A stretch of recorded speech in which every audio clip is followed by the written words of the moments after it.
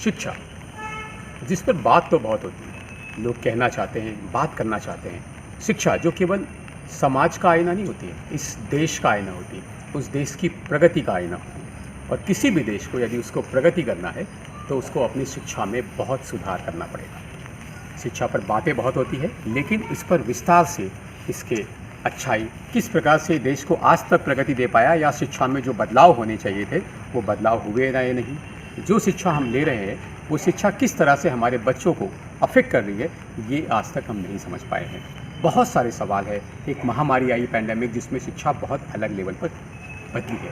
तो SchoolKhabar.com INC Bharat media network का एक चैनल, जिसमें आप जानेंगे शिक्षा से जुड़े हुए हर पहलू की बातें, वो सारे पहलू जो आज शिक्षा में आपको जानने की ज़रूरत है। आपके शहर की खबरें, आपके राज्य की खबरें, आपकी देश की खबरें और शिक्षा से जुड़ी हर वो बात जो आपको अफेक्ट करती है।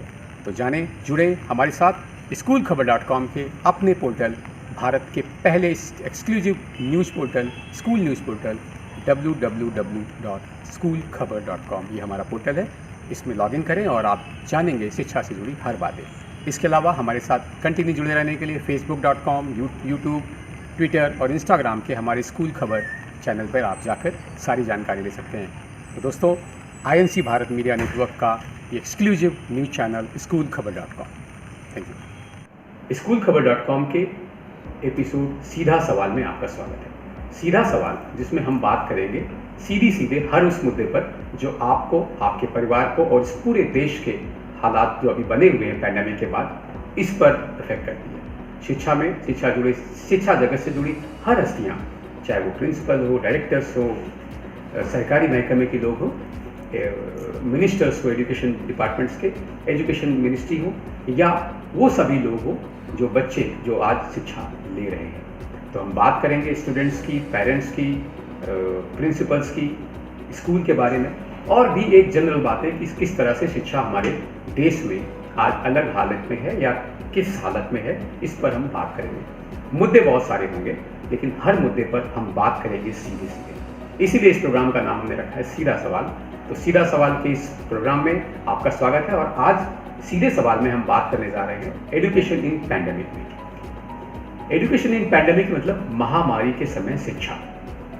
महामारी के समय आज शिक्षा सबसे ज़्यादा प्रभावित हुई है। कहीं ना कहीं शिक्षा जगत से जुड़े लोग, लेकिन सबसे बड़ा एक बात जो निकल के महामारी में आई है और जो भी सभी का कंसर्न रहा है, वो पहला है स्वास्थ्य। क्योंकि स्वास्थ्य को चिंता करते करते एक समय बीत चुका है। तो चूँकि एक महामारी के समय धीमे धीमे जिस तरह से एक समय बीतता जा रहा है, कहीं ना कहीं शिक्षा बहुत ज़्यादा प्रभावित हुई है। तो इस प्रभावित हुई शिक्षा में पैंडेमिक के समय किस तरह से शिक्षा को, इसके जो स्टेक होल्डर्स हैं, उससे जुड़े लोग हैं, वो किस तरह से शिक्षा को लेकर आगे बढ़ पा रहे हैं, या पेरेंट्स का जो कंसर्न है आज शिक्षा के बारे में, कितना वो उसका जो कंसर्न है उसको कितना एड्रेस किया जा रहा है, इन सब मुद्दों पर बात करेंगे हम आज सीधा सवाल के इस एपिसोड में। और हमारे साथ अलग अलग हस्तियां हैं, जिसमें आज हमारे साथ एक शिक्षा जगत की एक बड़ी हस्ती हमारे साथ है, उनके साथ हम इस मुद्दे पर बात करेंगे। लेकिन सबसे पहले आइए देखते हैं एक report. Every day, how can you look at opening the schools now? Parent की मर्जी अगर होगी तो भेजेगा, स्कूल तो खुलेंगे, चाहे 2 बच्चे आए या 6 बच्चे आए। स्कूल खोलने में उन बच्चों को उसका बेनिफिट मिलेगा जो लोग ऑनलाइन हमसे कनेक्ट नहीं है। In March, we had just about 1,000 cases and we shut down the schools. Then in July, when we were looking at the board exams, there were just about 20,000 cases. And we said we cannot have a board exam for 3 hours. Now we are having 100,000 cases every day. How can you look at opening the schools now? Probably if he has got the infection, a child may have the capability to fight back. But if he passes on the infection to his family, 7 to 8 other people will get infected. Schools खोलना बहुत इस time पे I think it's not very safe for the children, because we can ensure the safety of the children within the boundaries of the school, but then during commuting, you never know, they are at a high risk, because what kind of transportation they are using is also a big question mark. आज जिस parent के पास बेरोजगारी की वजह से, business zero होने की वजह से खाने के पैसे नहीं है, मात्र ट्यूशन फीस देने के पैसे नहीं हैं, इस ऑर्डर के बाद ये देख लीजिएगा, यही होना है। स्कूल कहेगा जी हम तो 50% से खुल गए हैं, मेरा जो ऑपरेशनल कॉस्ट था मतलब एनुअल क्या चार्जेस हम 2 साल तक बंद रहेंगे, 4 साल तक बंद रहेंगे, 3 साल तक बंद रहेंगे, कह ही नहीं सकते। ये हमें धीरे धीरे स्कूलों की सहायता करके हमें थोड़ा सा खोलना है। हमारा एक्सिलरी स्टाफ आता है, हमारे गार्ड्स आते हैं, हमारे चपरासी आते हैं, ड्राइवर्स भी आते हैं कि आखिर बसों को भी खड़े नहीं रख सकते हैं, बस खराब हो जाएगी, बसों को भी मेंटेन करना है। तो इस सब के लिए पैसा कहाँ से आएगा? पैसा तो वो डेवलपमेंट और एनुअल चार्जेस ही से आता है ना। ट्यूशन फीस है तो फिर सिर्फ तनख्वाह जिस समय हम ऑनलाइन क्लास ले रहे हैं वो टाइमिंग में उनके पास फोन नहीं होता, क्योंकि उनके पेरेंट्स का फोन है। पेरेंट्स अगर ऑफिस गए हैं या अपना कोई सब्जी की रेडी लगाते हैं या कोई दुकान पर जाते हैं तो वो फोन उनके पास होता है। ये उनकी जेन्युइन प्रॉब्लम है, हम उन्हें बाउंड नहीं कर सकते, क्योंकि वो उनकी अपनी लाइफ में एक उनका एक एक्सपेक्टेशन ये कभी नहीं था कि वो मोबाइल के थ्रू ही पढ़ेंगे। पढ़ना वो चाहते हैं, पढ़ना उनकी प्राथमिकता है, लेकिन उसके लिए बाध्य होना कि लैपटॉप होगा, डाटा होगा, वो शायद उन्होंने कभी सोचा भी नहीं था और फिजिबल भी नहीं है, क्योंकि वो बच्चे अपने आप को आप उनमें ये इंफीरियरिटी कॉम्प्लेक्स आ रहा है कि हम पढ़ाई में शायद पिछड़ रहे हैं, और कुछ हद तक ये ठीक भी है।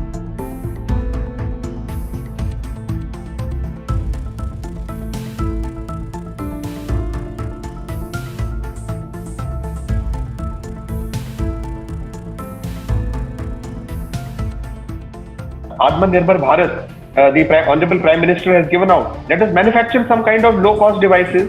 These can be funded by government, NGOs, big players in the digital space, UNICEF, UNESCO, CSR activity. Let us look out of the box. You can start with a district in every state and see as to how we have this moving up and spreading to different areas. ऐसे बच्चे अगर school में किसी भी माध्यम से, चाहे वो 5-5 के ग्रुप में आए या ऑफलाइन कभी आए, हफ्ते में 2 दिन आए, जो भी कुछ आएंगे, एटलीस्ट जो उनका लॉस हो रहा है वो नहीं होगा। मेरा अपना व्यक्तिगत मनाई है। पैंडेमिक, इस पर बात करने के लिए आज हमारे साथ सीधा सवाल में हैं सीनियर एजुकेशनिस्ट, CBSE की मास्टर ट्रेनर और एडवांस एकेडमी की प्रिंसिपल रेणु मूले जी। मैडम, बहुत बहुत स्वागत है आपका इस शो में। और जैसा कि आप जानती हैं कि महामारी में एजुकेशन बहुत ज़्यादा प्रभावित हुई है, और कहीं ना कहीं जिस तरह से अभी समय बीतता जा रहा है, शिक्षा सबसे ज़्यादा अफेक्टेड सेक्शन रहा है, जहाँ पर बच्चे, माँ बाप, स्कूल वाले सभी लोग परेशान हैं। तो किस तरह से आप देखते हैं इस पूरे महामारी में शिक्षा की जो स्थिति है और आने वाले समय में शिक्षा जिस तरह से होने वाली है, इस पर एक प्रकाश डालिए। तो आशीष जी, सबसे पहले बधाई देना चाहूँगी आपको कि सीधा सवाल में आपने एक बहुत अच्छा इनिशिएटिव लिया है और बड़ा सटीक, बड़ा रेलेवेंट सा सवाल है कि what is the situation, what is the condition of education in this pandemic. शुरुआत करें तो एजुकेशन है क्या? What is education? It's basically something that allows the holistic development of a child. और जब हम बात करते हैं संपूर्ण डेवलपमेंट, विकास की, तो वो केवल पुस्तकीय ज्ञान तक नहीं रहता। It is not limited just to books, it is about the physical development, the moral, the social, जो एथिकल हम कहते हैं वो वाला सोशल है। इंटरपर्सनल स्किल्स सीखता है बच्चा, तो स्पोर्ट्स में बच्चा पार्टिसिपेट करता है। ये सारी गतिविधियाँ जब उसे मिलती हैं, ये प्लेटफॉर्म जब मिलता है, तब कहीं जाकर हम होलिस्टिक डेवलपमेंट की बात करते हैं, और that is education for me. So books की education is not education. Unfortunately pandemic ने हमें लाकर वहीं रख दिया कि ये जो बाकी पिलर्स हैं जो इक्वली हेल्प करते हैं बच्चे को ग्रो करने में, वो कहीं छूट गए हैं इस पैंडमिक में। मतलब और कहना है कि एजुकेशन बुकिश तक सीमित हो गया और वो हॉलिस्टिक डेवलपमेंट जो बात कर रहे थे वो पार्ट अभी मिस हो रहा है। मिस हो रहा है। पूर्ति करने की कोशिश हो रही है हर लेवल पर, हर स्कूल मेरे हिसाब से बहुत कोशिश कर रहा है, बट कहीं ना कहीं मैं जितना मानती हूँ कि man is a social animal. हम लोग लोगों से मिलना, उनके दुख सुख बांटना, उनके साथ हंसी ठिठोली करना, इसी तरह से जीते हैं और यही जीवन है और इसी में हम इवॉल्व होते हैं। बट इस पैंडमिक ने हमें सिर्फ घर तक रिस्ट्रिक्ट कर दिया है और वर्चुअल एजुकेशन पर आ गए हम लोग, जहाँ बहुत सारी चीज़ें जो बच्चे को एक स्कूल के एनवायरनमेंट में मिलती थी वो नहीं मिल पा रही। मतलब कहना चाहिए कि हॉलिस्टिक डेवलपमेंट जो है वो जिस तरह से बच्चे का होना चाहिए था वो विकास नहीं हो पा रहा है। कहीं ना कहीं केवल हम बुकिस जो नॉलेज है वहाँ तक सीमित रह गए हैं, तो कहीं ना कहीं बहुत प्रभावित कर रही है। पर मैम प्रभावित तो कर रही है, पर इसका आगे क्या भविष्य देखती है, किस तरह से आगे जाने वाली है शिक्षा, इसके बारे में बताइए मुझे। वही मैं कह रही हूँ, जैसे ये एक ऐसी स्थिति थी जिसको हम अनप्रेसिडेंटेड कहते हैं, it was unexpected. Overnight changes हुए और सडनली सारा सिनेरियो बदल गया। एक फिजिकल स्कूलिंग से हम वर्चुअल प्लेटफॉर्म पर आ गए, जहाँ पर एक डिजिटल गैजेट के अक्रॉस हम शिक्षा देने लगे। तो रिस्पॉन्सिबिलिटी और चैलेंजेस बहुत बढ़ गए, मैनी फोल्ड, जिसके लिए कोई भी ट्रेनिंग नहीं हुई थी। फॉर्मल ट्रेनिंग के बिना हमने सडनली उन टीचर्स को जो फिजिकल क्लासरूम में पढ़ाती थी उनको टेक्निकल एक्सपर्ट्स में बदलने की कोशिश की है। और मैं कहती हूँ हैट्स ऑफ, सैल्यूट, जब हम बात करते हैं कोरोना वॉरियर्स की, जो फ्रंटलाइन वॉरियर्स हैं, डॉक्टर्स और नर्सेज और paramedics and the other people in the municipal corporation जो हेल्प कर रहे हैं। मेरे हिसाब से if they are saving the nation, let me tell you, my teachers are shaping the nation. वो इक्वली इस बात का ध्यान रख रहे हैं कि जितना हो सके लर्निंग बनी रहे, और लर्निंग से मेरा मतलब बुकिश नहीं है। कोशिश ये हो रही है कि एक तरह का जुड़ाव रहे, कनेक्टिविटी रहे, एक साइकोलॉजिकल बैलेंस बच्चों में बना रहे कि कैमरा के थ्रू ही सही, कम से कम हम हमारे टीचर को 2 पीरियड्स के लिए, 2-3 पीरियड के जितनी भी क्लासेस लगती हैं, हम टीचर्स से मिल रहे हैं, हम आपस में अपने फ्रेंड्स से मिल रहे हैं, और वो एक साइकोलॉजिकल सेटिस्फैक्शन कहीं ना कहीं बना हुआ है। टीचर्स जब आपस में स्टोरीज शेयर कर रही हैं, घर में लोग कैसे हैं, आपके यहाँ सब ठीक ठाक है, तबीयत का ध्यान दीजिए, ये प्रिकॉशंस फॉलो करिए, ये कहीं ना कहीं सोशल फ्रेमवर्क को स्ट्रॉन्ग कर रहा है। तो अगर मैं मेरे स्कूल की बात करूं तो पता नहीं कहाँ कितने स्कूल्स में और हो रहा है, लेकिन हमारे यहाँ बाकायदा ऑनलाइन भजन कंपटीशन से लेकर फैंसी ड्रेस कंपटीशन, इलेक्यूशन कॉम्पिटिशन्स बाकायदा हो रहे हैं, और पूरी फैमिली उसमें पार्टिसिपेट कर रही है। तो स्कूल का योगदान अगर उस लेवल पर हम देखें कि पढ़ाई के अलावा ये कोशिशें बहुत लेवल पे हो रही हैं। 100% हम कामयाब हुए हैं ये मैं नहीं कहूँगी, क्योंकि जैसे मैंने कहा कोई फॉर्मल ट्रेनिंग नहीं थी। कई टीचर्स हैं जो घरों से जब क्लासेस ले रही हैं उनके पास कोई टेक्निकल सपोर्ट नहीं, उनके घरों में हो सकता है कोई लोग नहीं, ऐसे लोग नहीं हैं जो टेक्निकली बहुत एफिशिएंट हैं और उन्हें गाइड कर सके, लेकिन उन्होंने वो चैलेंज लिया है और लगे हुए हैं, वो लोग कोशिश कर रहे हैं। तो मेरा अगला सवाल भी इसी से जुड़ा हुआ है मैडम कि जैसा आपने बताया कि लोग लगे हुए हैं, जुड़े हुए हैं, तो कितना प्रैक्टिकल है ये ऑनलाइन एजुकेशन, कितना प्रैक्टिकली आपको लग रहा है कि हम इसको इम्प्लीमेंट कर पा रहे हैं जो ऑनलाइन एजुकेशन की बात कर रहे हैं? Honestly speaking 21st century and the centuries to come, ये सब टेक्नोलॉजिकली ओरिएंटेड ही रहेंगी। जिस तरह से हम देखते हैं कि इस एरा में जो बच्चा जो जन्मा है उसको शायद 2 या 3 साल की उम्र में गैजेट यूज़ करने में कोई डर नहीं है। वो शायद लेटर्स ऑफ द अल्फ़ाबेट जानता नहीं है, लेकिन सारी चीज़ें खोल लेता है, डिकोड कर लेता है चीज़ों को। तो दे आर बॉर्न विद दो स्किल्स। दिक्कत उन लोगों को है जो इस एरा से पहले पैदा हुए और इन गैजेट्स से फ्रेंडली नहीं है, तो चैलेंज उनके ऊपर आ गया है। The situation has just gone the other way round. Now the teachers have become learners in terms of technology and the children are very happy because उनके लिए वो बड़ा natural है। उनके लिए इस मीडियम के थ्रू पढ़ाई को एक्सेस करना, गेमिंग एक्सेस करना, एंटरटेनमेंट एक्सेस करना बड़ा इजी है। इसलिए उस लेवल पे, टेबल के उस पार जहाँ बच्चे पढ़ रहे हैं, शायद it is not that challenging for them, but yes for the teachers it has become challenging, for the parents it has become challenging and I think challenge is the spice of life. Challenges नहीं हो, एक जैसी life हो तो शायद उसमें मज़ा भी नहीं आएगा। तो good, there is a challenge and we in that challenge we are trying to evolve, we are trying to learn. मतलब चैलेंज जो है, आप कह रहे हैं कि चैलेंज पेंडेमिक में बहुत ज़्यादा हो रहा है, ऑनलाइन एजुकेशन दे रहे हैं, एक प्रैक्टिकल जो एक प्रॉब्लम आ रही है वो ये आ रही है कि आपका कहना है कि बच्चे तो ठीक है क्योंकि वो बॉर्न हुए हैं उसी एक टेक्नोलॉजी के साथ में, लेकिन जो पीढ़ी, जो जनरेशन्स हैं, जो टीचर्स हैं, जो जिनके लिए एक नई टेक्नोलॉजी आई थी उनके जीवन में, वो कहीं ना कहीं उसको अभी अडॉप्ट नहीं कर पाए थे, उनके लिए बड़ा एक चैलेंज है।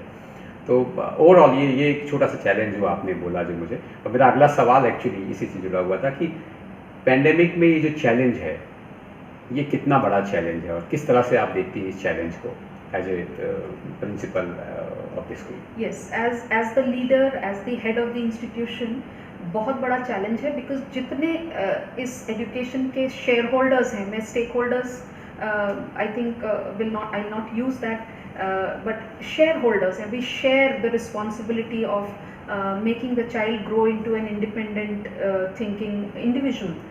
इसमें जितने लोगों का कंट्रीब्यूशन है उन लोगों को पॉजिटिवली सोचने के लिए तैयार करना, उन लोगों को इस चेंज के लिए तैयार करना, ये अपने आप में एक चैलेंज है because we all believe and we all know that हर चेंज रेजिस्ट होता है। किसी भी तरह का परिवर्तन अगर आया तो ह्यूमन टेंडेंसी है टू रेजिस्ट इट, क्योंकि हम अपने कंफर्ट जोन में बहुत हमें अच्छा फील होता है। डिस्कम्फर्ट होता है जब, तभी हम ग्रो करते हैं। ये मेरा फिलॉसफी है लाइफ की कि जब भी आप कंफर्ट जोन से बाहर निकल जाएं, when you start feeling uncomfortable, तभी आप हाथ पैर मारेंगे और इवॉल्व होंगे, ग्रो करेंगे, पर्सनल हो या प्रोफेशनल हो, ये वही स्थिति है। So as a leader for me एक बड़ा फोरसाइट रखना ज़रूरी है, विजन रखना है। ऐसी चीज़ें जो अभी अनफोर्सीन है, मुझे नहीं पता what would be the future be, लेकिन कुछ प्लान A, B, C मुझे तैयार रखने हैं और उसको पूरी टीम को साथ लेकर चलना है। I have to first make them believe, और ये शुरुआत होगी मेरे अपने से। If I believe that it will happen this way, then I think they can believe. तो उनमें एक पॉजिटिविटी मुझे लगता है बड़ी कंटेजियस होती है, इन्फेक्शियस होती है। अगर मैं पॉजिटिव हूँ और मैं पॉजिटिविटी के साथ किसी को कुछ बात कहती हूँ तो it will surely reach them. और अगर वो पॉजिटिविटी रीच कर जाती है, अगर वो बिलीफ उनका मुझ में है, तो parents, teachers, students, even the management for that matter, because I am bridging the two, इन सब को लेकर आगे बढ़ना ये अपने आप में चैलेंज है। And to a certain extent I have been very successful, I must say. Not only me, many leaders across, इन्होंने बहुत मेहनत की है और इसे पाटने की कोशिश की है। ये जो ब्रिज गैप बढ़ता जा रहा था, उसको ब्रिज करने का बहुत सफल मेहनत की है, मैं मानती हूँ। तो मतलब आप कह रहे हैं कि कहीं ना कहीं एक बड़ा माइंडसेट जो है वो एक चेंज करना उन टीचर का, चूँकि वो बड़ा एक चैलेंज रहा आपके लिए कि माइंडसेट कैसे चेंज करेंगे टीचर का, क्योंकि वो एक अलग माइंडसेट के साथ में एजुकेशन अभी तक देते आ रहे, कंफर्ट जोन में थे, और अब वो एक बड़ा चैलेंज जो आपको आया लगता है कि वो माइंडसेट क्या। तो मेरा अगला सवाल भी इसी से जुड़ा हुआ है कि माइंडसेट जो है, जो आज पेरेंट्स का माइंडसेट बना हुआ है कि ऑनलाइन एजुकेशन और ऑफलाइन एजुकेशन, जैसा आपने मुझे पहले भी बताया। तो अगला सवाल हमारा है पैंडेमिक में जुड़ा, इस पैंडेमिक के टाइम पर, कि mindset of the parents, mindset of the teachers, mindset of all the stake holders जो इससे जुड़े हुए हैं। तो किस तरह से आप इस चैलेंज को देखते हैं कि किस तरह से आपने देखा कि ये जो माइंडसेट था, सबसे पहले टीचर्स का, फिर पेरेंट्स का, बच्चों का, ये माइंडसेट आप कैसे देखते हैं कि आप कैसे चेंज कर पाएंगे या चेंज कर पा रहे हैं? ऑनेस्टली स्पीकिंग, शुरुआत हुई फियर से। जब पैंडेमिक अनाउंस हुआ, जब कोरोना के बारे में हमें इंफॉर्मेशन मिली अलग अलग माध्यम से, टीवी के ज़रिए या सोशल नेटवर्किंग के ज़रिए, फियर बहुत ज़्यादा हो गया और एक्चुअल इन्फॉर्मेशन ना होने की वजह से ये फियर मल्टीप्लाई होता चला गया। और उस समय किसी भी तरह का चेंज इंट्रोड्यूस करना बहुत रिस्की जॉब था किसी लीडर के लिए। सो हमने अपना समय लिया ताकि चीज़ें सेटल डाउन हो जाए। काफ़ी कॉन्वर्सेशन, कम्युनिकेशन, हेल्दी कम्युनिकेशन जारी रखा मैंने, चूँकि मैं भी उस समय घर में ही लिमिटेड थी। तो एज अ लीडर मैं कहूँगी कि एक healthy communication with the parents through circulars, through notices, through little write-ups, उनका हालचाल कैसा है, क्या वो इस समय कर सकते हैं, इससे शुरुआत हुई ताकि कहीं ना कहीं दिमाग में ये आ जाए कि सभी we are all sailing in the same boat, लेकिन इस स्टॉर्म को ब्रेव भी करना है, we have to move ahead, so साथ में ही बढ़ेंगे। और वो जब फीलिंग आ गई कि okay we are all together, जब वो फीलिंग आ गई, I still have goose bumps जब मैं ये कह रही हूँ आपसे कि वो जो दिन थे जब मैं I was trying to convince people, जबकि खुद कहीं ना कहीं मैं अपने फेयर को मास्क कर रही थी। Even I was equally doubtful, क्योंकि finally I am a creature of the same planet. तो फियर को मास्क करते हुए एक पॉसिबिलिटी, एक अपॉर्चुनिटी है, एक पॉजिटिविटी के साथ I took the team together, conversation, communication चालू रखा, उनके साथ जारी रहा, टीचर्स को कॉन्फिडेंस में लेकर उनसे कहा कि आपके लिए भी बहुत बड़ा चैलेंज है कि आप कैमरा के थ्रू अपनी प्रिवेसी को स्टेक पे लगा रहे हैं, आप यू विल बी सीन, और सिर्फ बच्चा नहीं हो सकता है, उसके माता पिता, उसके रिलेटिव्स, सब लोग आपको देखेंगे, over the shoulders you are going to be observed. तो कैमरा के सामने आना बहुत सिंपल बात नहीं थी, उसके लिए टीचर्स को प्रिपेयर करना, तो छोटी छोटी मीटिंग्स जिसमें पॉजिटिव मैसेजेस स्प्रेड करके, और ये कैसे हम कर पाएंगे, और अरे ये तो कितना सिंपल है, इस तरह के छोटे छोटे वर्कशॉप्स कंप्यूटर और आईटी डिपार्टमेंट के थ्रू उनके साथ लेकर एक ये फीलिंग उनमें ले आई मैं, कि कोशिश की मैंने कि we can do it and we will do it, और अगर गलतियां होंगी तो कोई बात नहीं, ये हम कुछ कर रहे हैं इसलिए गलतियां हो रही हैं। मिस्टेक्स मेरे ख्याल से किसी भी काम सक्सेसफुल होने के लिए मिस्टेक्स आपका सिलेबस होती है। If you don't make mistakes you will never grow, so fine, if you make mistakes I am there, तो फेलियर भी मेरा, सक्सेस आपकी।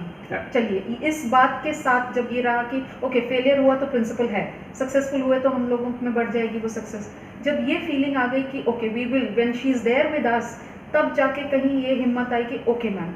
तो आईटी डिपार्टमेंट, कंप्यूटर डिपार्टमेंट जो वो भी ओवर द फोन ही मदद कर रहे थे, इस तरह से मदद की गई। पेरेंट्स को कन्विंस किया गया कि I know data will be used, I know gadgets, उस गैजेट के लिए जिसके लिए शायद स्कूल में पनिशमेंट मिला करती थी कि मोबाइल लेकर स्कूल क्यों आए हो, मोबाइल यूज़ करना कम करिए, पेरेंट्स को बुलाकर कहा जाता था कि बच्चे को मोबाइल मत दीजिए आप, आज हम कह रहे हैं कि अवेलेबल करवाइए।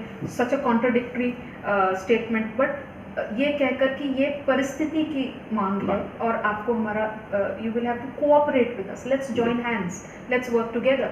तब कहीं जाकर एक ऐसा प्लेटफॉर्म बना जहां टीचर्स थोड़े से हिम्मत जुटा पाए थे, पेरेंट्स को लगा कि इसके अलावा ऑप्शन भी तो नहीं है, कम से कम लर्निंग बनी रहेगी, कम से कम एक connectivity with knowing, knowledge, skills बना रहेगा, और इसलिए वो मान गए। बच्चों के लिए it was a good Avenue, teachers कह रही है कि यूज़ द मोबाइल, एंड इतनी सुंदर अपॉर्चुनिटी डेवलप हो गई जहां मेरे बच्चे टीचर्स को सिखा रहे थे, मैम ये आप वहाँ से ना वो वाला नीचे एक स्विच होगा उसको ऑफ करके देखिए मैम, वो उससे हो जाएगा, मैम प्रेजेंटेशन के लिए ना फुल स्क्रीन कर दीजिए, मैम आप शिफ्ट के साथ F5 दबाएंगी ना तो वो स्क्रीन फुल हो जाएगा।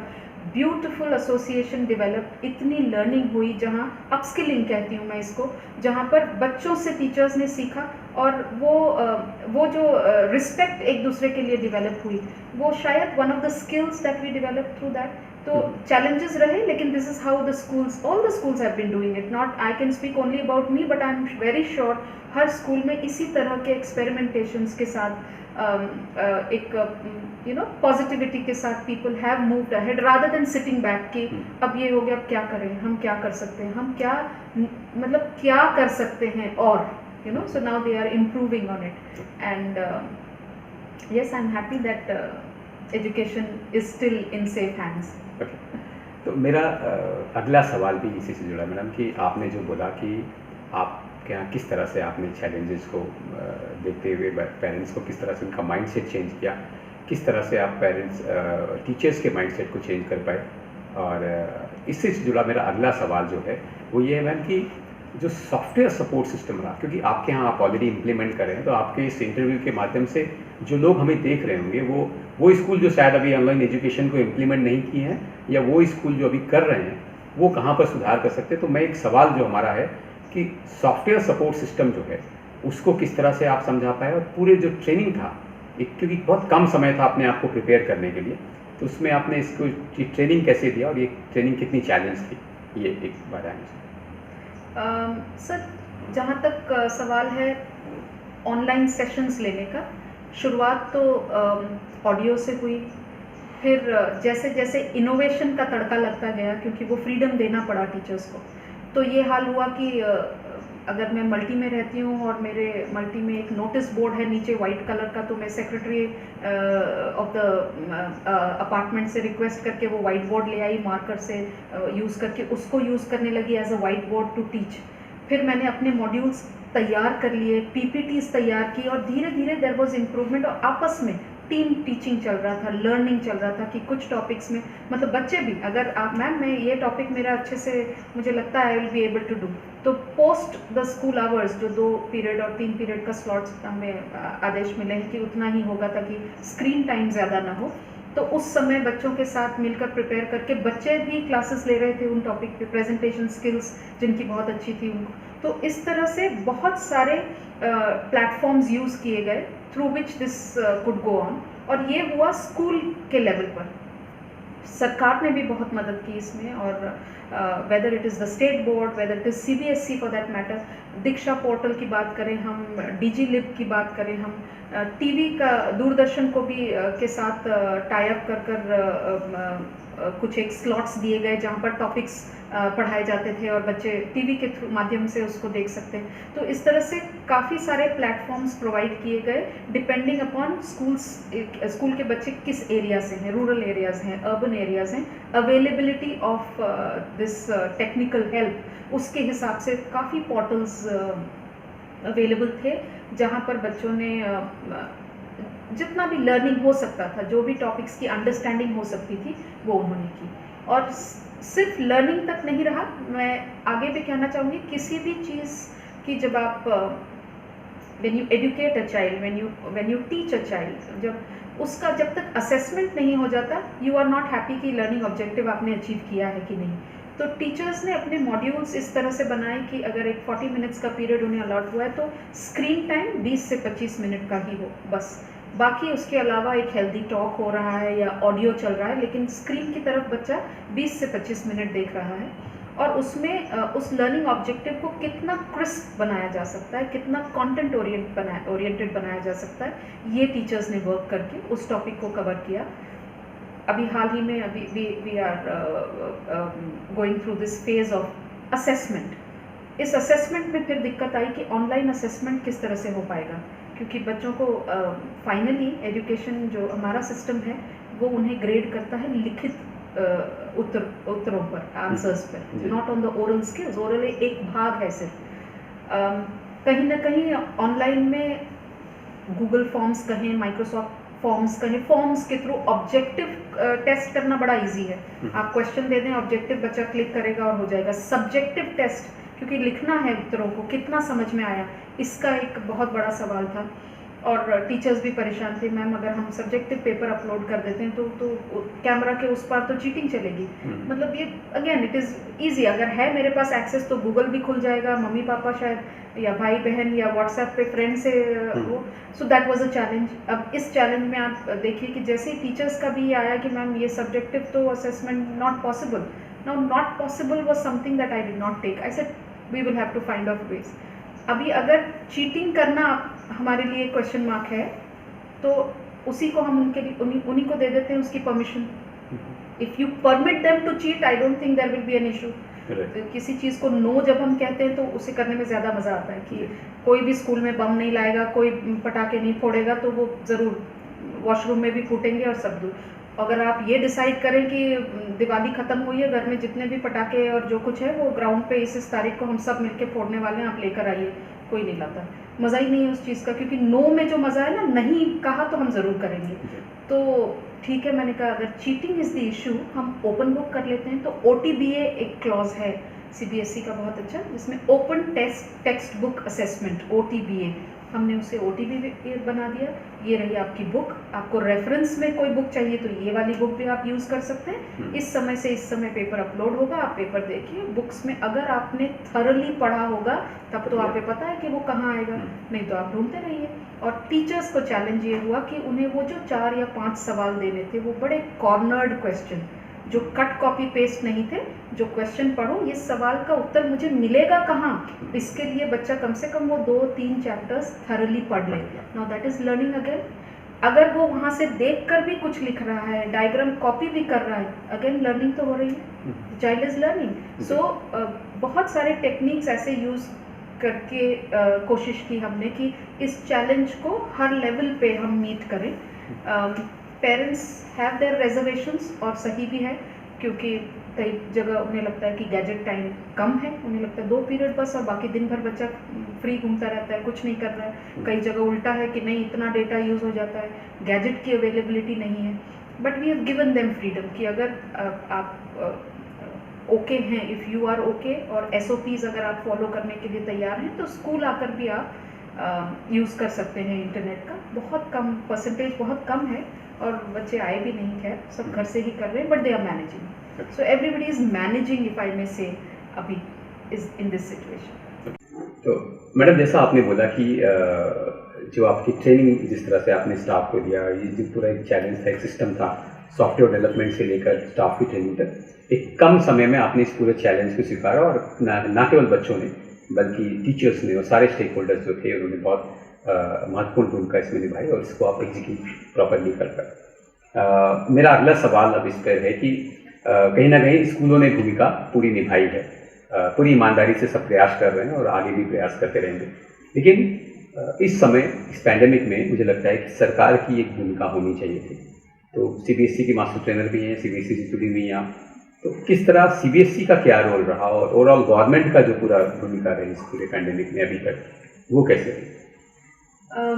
गवर्नमेंट की, जैसे मैंने कहा कि काफ़ी पोर्टल्स और प्लेटफॉर्म्स ओपन कर दिए थे, और बड़ा क्विक हुआ ये सब चीज़ें, बहुत जल्दी तैयार किया उन्होंने। पॉडकास्ट कहें हम या मॉड्यूल्स कहें टीचिंग के लिए, ये सभी अवेलेबल थे और इजीली अवेलेबल थे, एक्सेसिबल थे बच्चों के लिए।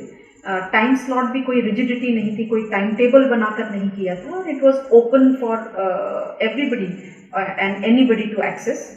वहाँ तक ना रुकते हुए टीचर्स की भी इस प्लेटफॉर्म पे ट्रेनिंग ज़रूरी थी, इसलिए एक सेंटर ऑफ एक्सीलेंस जो CBSE का है, उन्होंने काफ़ी सारे ट्रेनिंग सेशंस टीचर्स के लिए अवेलेबल करवाए, और ये ऑनलाइन ही थे, ताकि टीचर्स अपनी कन्वीनियंस से अपने आप को उसमें रजिस्टर करके, और बहुत सारे वैरायटी ऑफ टॉपिक्स पर उनकी ट्रेनिंग स्टार्ट की उन्होंने, ताकि अगर टीचर्स अपडेटेड हैं तो वही ट्रांसफॉर्म होगा उनके सेशंस में, क्लासरूम्स में, ऑनलाइन सेशंस में। ये एक रहा। प्रिंसिपल्स और vice principals of the institution के लिए रेगुलर वेबिनार्स कंडक्ट किए गए, और क्या what will be the new normal, how to deal with the change, how to lead during this pandemic, इस तरह के काफ़ी वेबिनार्स हुए। और सिर्फ गवर्नमेंट नहीं, इवन प्राइवेट कई ऑर्गेनाइजेशंस ने इसका इनिशिएटिव लिया। रेगुलर बेसिस पे अगर मैं कहूँ तो मैं शायद एक स्कूल आवर्स में जितना बिजी रहती थी इन द रेगुलर स्कूलिंग, उससे ज़्यादा बिजी मैं इस समय थी, क्योंकि mentally I was engaged in planning, in making sure कि एक स्मूथ एग्जीक्यूशन हो उस प्लान का, और सबको साथ लेके चलें, जो इफ्स एंड बट्स थे उसको भी मैनेज करें। जो कई बार होता है ना, जैसे मैंने कहा कि चेंज को रेजिस्ट करने वाले जो लोग थे उनका हल्ला भी बहुत ज़्यादा था, उनको भी मैनेज करना था, उन्हें भी साथ लेना था, उनमें भी एक ट्रस्ट डेवलप करना था।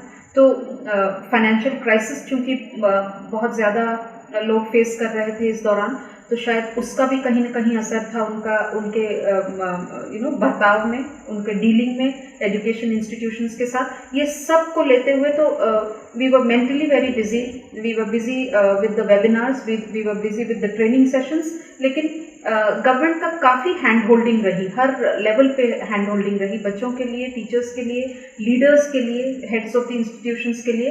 और इस तरह से एक ऐसा माहौल बन गया था कि there is something available for everyone, जिसके कारण कनेक्टिविटी बनी रही।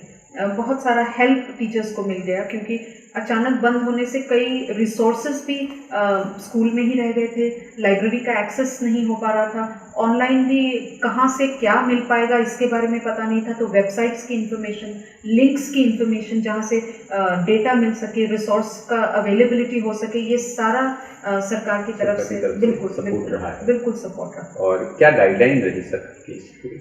गाइडलाइन में थोड़ा बहुत ऊपर नीचे होता रहा शायद डिसीजन मेकिंग में, क्योंकि मैं भी समझती हूँ इतना बड़ा ऑर्गेनाइजेशन हम जब लेके चलते हैं तो मुझे समझ में आता है कि उसी में जब इतनी दिक्कत है तो सरकार के लिए तो बहुत सारे लेवल्स पे काम करना था। जैसे आपने सही कहा कि हेल्थ पे हमें ध्यान देना था majorly, because that was the priority, लेकिन उसके साथ साथ एजुकेशन को भी कहीं डाइल्यूट नहीं होने देना है, ये ध्यान में रखते हुए it took a little while but सही समय पर सही डिसीजंस होते चले गए और हमें उनकी तरफ से आदेश निर्देश मिलते रहे। स्क्रीन टाइम को लेकर बड़ा स्ट्रिक्ट गाइडलाइंस हमें दी गई कि बच्चों के स्वास्थ्य को ध्यान में रखें, क्योंकि वो उनका पोस्चर गलत हो जाएगा अगर बहुत देर के लिए वो बैठेंगे, आंखों पे उनके असर होगा, ब्रेन के ऊपर असर होगा। इन सब को ध्यान रखते हुए आप अपना टीचिंग जो नंबर ऑफ क्लासेस आप कंडक्ट करेंगे तो वो किस तरह से होंगे। 6th ऑनवर्ड्स उन्होंने बिल्कुल गाइडलाइन के तहत बता दिया था कि मिडिल स्कूल में इतने ही क्लासेस होंगे, हायर क्लास में आप बढ़ा सकते हैं, 2 क्लासेस के बीच में एक बाकायदा गैप रखना होगा। जूनियर जो प्राइमरी लेवल है जहाँ बच्चे बहुत छोटे हैं और पेरेंटल गाइडेंस से पढ़ाई होगी, वहाँ पर आप मॉड्यूल्स बनाकर भेज देंगे पेरेंट्स को और वो अपने कन्वीनियंस से देखेंगे, उनके लिए टाइम टेबल ना बनाया जाए। तो ये ऐसे बहुत सारी गाइडलाइंस हमें मिलती रही समय समय पर। और जैसे मैंने कहा उसके पहले ही कई स्कूल्स ने अपने लेवल पे ही, क्योंकि finally I feel the nucleus जो स्कूल का होता है वो एक student, the child is the nucleus of the school, उसी के इंटरेस्ट में जो कुछ भी करना था वो सारे स्कूल्स कर रहे थे। लेकिन जब प्रशासन से हमें निर्देश मिल जाते हैं तो एक यूनिफॉर्मिटी आ जाती है and it was followed very nicely by all the schools. तो गवर्नमेंट ने जैसी भूमिका निभाई तो एक प्री प्राइमरी सेगमेंट जो है मुझे लगता है कि पूरा छूट गया, सरकार भी शायद उस सेगमेंट को एड्रेस नहीं कर रही है। तो क्या लगता है कि प्री प्राइमरी को लेकर क्या भूमिका रहेगी स्कूल की और सरकार की? यस, प्री प्राइमरी में मुझे लगता है कि सरकारों ने बहुत क्लियर सरकार की तरफ से तो कोई गाइडलाइन बहुत क्लियरली नहीं मिली, लेकिन जिन भी स्कूल्स में प्री प्राइमरी का स्लॉट है, उस लेवल के बच्चे हैं, उनके लिए स्कूल्स ने बहुत अच्छा काम किया है और कुछ न कुछ स्किल बेस्ड मॉड्यूल्स भेजकर या व्हाट्सएप को बहुत अच्छे से यूज़ किया गया है, specially in the pre primary level, क्योंकि पेरेंट्स ही जुड़े थे उससे और पेरेंट्स का पार्टिसिपेशन उस लेवल पे बहुत अच्छा रहा। और ये मैं सिर्फ अपने स्कूल की बात नहीं कर रही, हम जो CBSE स्कूल्स का एक फोरम है सहोदया ग्रुप ऑफ स्कूल्स, उसमें भी ये बात जब डिस्कस हुई तो प्री प्राइमरी लेवल पे स्कूल्स ने बहुत अच्छी तैयारी की, मैं कहूँगी, क्योंकि टीचर्स बड़ी उस लेवल पे बहुत इनोवेटिव होती हैं, बहुत सारे टीचिंग एड्स का इस्तेमाल करती हैं और फ्रीडम बहुत होता है क्योंकि they are not bound by syllabus, they are not bound by time. तो इतने फ्रीडम को यूज़ करते हुए उन्होंने बहुत अच्छी टेक्निक्स यूज़ करके कनेक्टिविटी बनाए रखी, ऑल्दो गाइडलाइंस स्ट्रिक्टली कुछ नहीं मिल पाई थी सरकार से।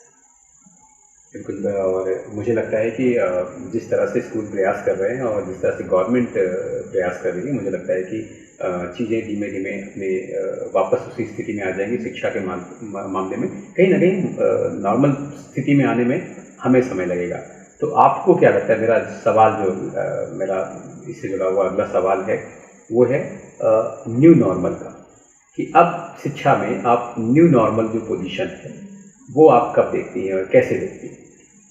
आई think we are living with the new normal. अभी नया नॉर्मल यही हो गया है कि इसी तरह से हमें कंटिन्यू करना है जब तक हमें कोई रे ऑफ होप नहीं दिखती, जहाँ पर पेरेंट्स फील कॉन्फिडेंट, पेरेंट्स में वो ट्रस्ट आ जाए कि हाँ अब समय है जहाँ हम बच्चों को भले स्टैगर्ड तरीके से फेजेस में भेजा चालू हो जाए स्कूल्स, पर हम अब बच्चों को भेज सकते हैं।